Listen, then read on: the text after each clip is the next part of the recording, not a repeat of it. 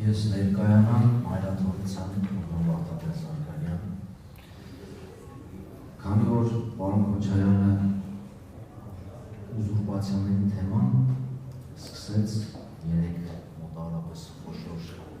ուզուրպացիաների անդրադառնալով, ես ուզում շարունակել պարզապես այդ տրամաբանությունը։ Տեսեք, սահմանադրությամբ ամրագրված նորմերի հիման վրա եկեղեցին երկրությունը անջատ է, այսինքն աշխարհիկ եւ հոգեոր իշխանությունները։ Եվ աշխարհիկ իշխանությունները իրավունք ունեն միջամտելու եկեղեցու կառավարմանը, այդ թվում նաեւ ովքեր կլինեն թեմի առաջնորդները, ովքեր կլինի հայրաքելական սուրբ եկեղեցու որպես միջինասնի գահական։ Մանավանդ որ գահակալի ընտրությունը ոչ միայն Հայաստանի Հանրապետության թեմերից է կատարվում, այլ նաև Սփյուռքից, որը կրկնակի ավելին է։ Բացի դրանից գահակալի ընտրությունը պայմանավորված է եպիսկոպոսներով։ Չկա եպիսկոպոս, չկա նաև աշխարհիկ ներկայացուցիչ։ Հետևաբար գահակալի թե ընտրությունը եւ թե գահակալի փոփոխության խնդիրը դա եպիսկոպոսական ինստիտուտի խնդիրն է, այսինքն եպիսկոպոսներն են երաշխավորը հայ առաքելական սուրբ եկեղեցու գահակալի։ Երբ որ աշխարհիկ իշխանությունը հայտ է ներկայացնում գահակալի փոփոխությանը, դե մեթոդների մասին չեմ խոսում։ Դա ուզուրպացիայի տարեր պարունակում։ Սկզբնական շրջանում սպառնալիքի տեսքով, որը դա շարունակվում է, հետագայում նաև տեսանք արդեն գործնական քայլեր այս պահին ներսպառակտել։ Սա ուզուրպացիա է մեր Սփյուռքի նկատմամբ, որովհետև Մայրաթոր Սուրբ Էջմիածնի գահակալը միայն Հայաստանի Հանրապետության քաղաքացիների գահակալը չէ։ Նա ընտրվում է նաև Սփյուռքի մեր բոլոր թեմերի մասնակցությամբ։ Սա այս կտրվածքով։ Մյուս կտրվածքը, որը վերաբերում է մարդու իրավունքներին, անձնական կյանքի անձնամխելիությանը եւ այլ ուրեմն սահմանադրական իրավունքներին։ Ես որպես հոգեվորական արդեն 20 տարվա հոգեվորական եմ։ Իմ ծառայության մեծ մասը անցել է քրեակատվական հիմնարկներում խոնարհ ծառայության։ Մեր ուժերի չափով։ Այս ընթացքում, եթե եղել է համագործակցություն եկեղեցի պետություն, այդ ոլորտը շահել է։ Եղել է խանգարում, չի շահել, այսինքն չի շահել պարզ քրեակատվական հիմնարկները, ազատազրկվածը, նրա ընտանիքը, աշխատողները։ Ես տեսել եմ սահմանափակումներ բազմաթիվ, բայց փորձել ենք լուծում գտնել, որովհետև եղել է դիալոգ, երկխոսություն։ Ամեն դեպքում պետությունը ներկայացնող պաշտոնյաները գոնե լսել են։ Վերջին շրջանում չկա այդ դիալոգը, չեն լսում, ասում են միայն միակողման։ Բայց սա չէ հիմնական խնդիրը։ Ես հիմա վերջին շրջանում, երբ որ տեսնում եմ հանրային ելույթները, հատկապես թիվ 1 ամբիոնից ազգային ժողովից։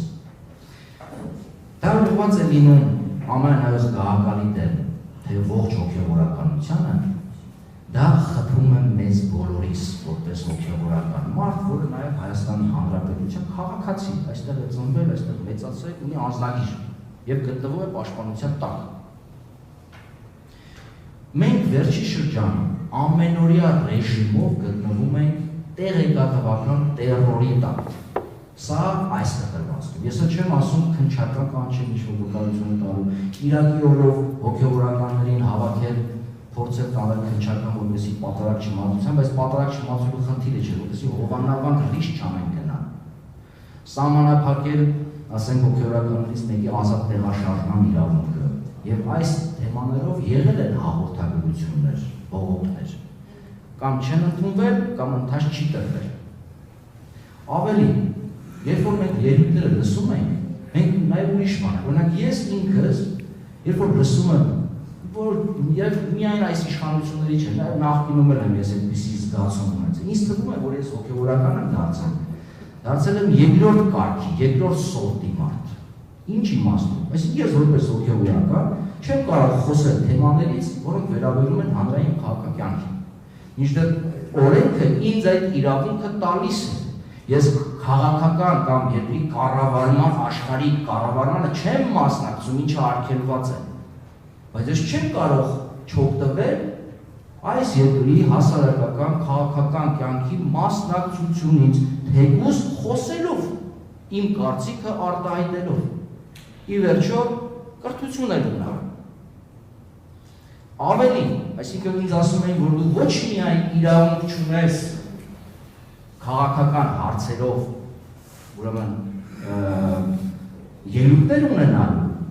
դա համարելով քաղաքականության, զբաղվել քաղաքականության։ Այս տգիտությունը բազմիցս խոսեցին հանրային, ուրեմն հեռուստաընկերներով, բայց շարունակում է նույն տգիտությունը մնալ, որ ես, երբ որ խոսում եմ ընտրություններից, արդարությունից, կրթությունից, մշակույթից, արտաքին քաղաքականությունից, Արցախի հարցից, ես զբաղվում եմ քաղաքականությամբ։ Իդեպ այդպիսի տերմին են շրջանառում այս իշխանությունները իրենց ներսում։ Այս հոգևորականը քաղաքական տեքստեր է արտասանում։ Այդ հոգևորականներից մեկը Միքայել Սրբազանն է, մյուսը Բագրատ Սրբազանն է, եւ նվաստիսել են դրել, որովհետեւ ես երբ որ բանտային ծառայության մեջ էի, ավարտել եմ արդեն, փոխվել էի, համաներում ստացա 15 տարի հետո։ Ուրեմն պաշտոնյան դիմել էր մեր պաշտոնյաններից մեկին, քրեակատվական հիմնարկների, ասելով, որ ձեր հոգևորականի սանձ եք, որովհետև քաղաքական տեքստեր է ասում։ Բաներ կա, որ մենք չենք արտահայտվում, բայց ասում, սա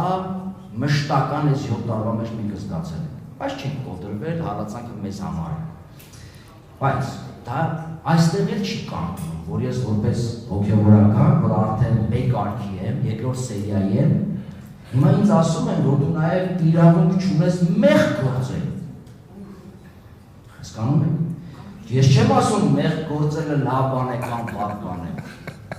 Պետության ներկայացուցիչը, որը պարտավոր է երաշխավորել յուրաքանչյուրի իրավունքը, ինձ ասում է, դու իրավունք չունես մեղք գործել։ Ուրեմն սա արդեն խոսում է այն մասին, որ մենք չենք ապրում այլևս իրավական, ժողովրդավարական, մնացածն է դուք ինձնից լավ գիտեք, որ սահմանադրության առաջին հոդվածն է։ Շնորհակալություն եւ շնորհակալություն նաեւ այսպիսի քննարկումների համար։ Շնորհակալություն, շատ կարևոր հարց արձակեցիք կապված այդ ուզուրպացիայի հետ, որովհետեւ կներեք ինձ համար օրինակ այդ ուզուրպացիայի ցայտուն բանը օրինակը այն էր, երբ Միքայել Փաշինյանը իր ստատուս դրեց, որտեղ ասաց, որ քանի որ պետք է ժողովրդական նոր կաթոլիկոս ընտրել, համար ինքը ստեղծում է 10 հոգանոց ֆորում, որի մեջ կընդունի այդ մարդկանց, ովքեր չգիտեմ աստվածաշունչ չեն անգամ բռնակացրել, չեն անգամ պահքեն, բայց այդ ամեն ինչը ինքը կորոշի իր հոգու աչքերով։